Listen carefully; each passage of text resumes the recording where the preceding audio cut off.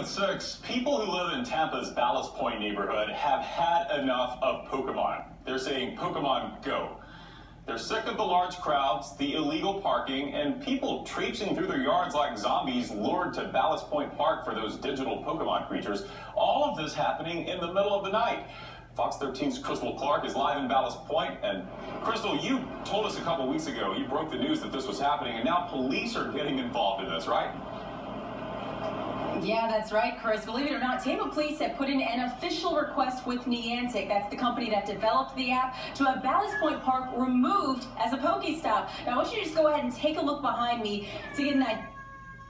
Easily about, I'd say, 30 people out here on the trail right now with their phones out, and as it gets dark, that number jumps into the hundreds. Now, a few Pokemon fanatics tell me the most creatures tend to pop up after dark when the park closes, and that's exactly when police first noticed the game may be a problem. You'll recall last Friday, an officer had to tase a man who refused to leave the park after midnight because he didn't want to stop catching Pokemon. Now, he was one of about 150 people here illegally because the park closes at sunset.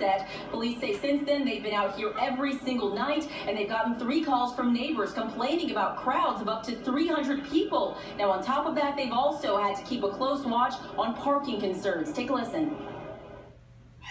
It causes traffic tie-ups, and some folks who arrive and there's already a bunch of people there, if there's no good parking, they're just parking wherever, so we've had to ticket some people. So it's been an issue. I was here with one of my friends from down here, and we had to park maybe 2 miles away and just walk here.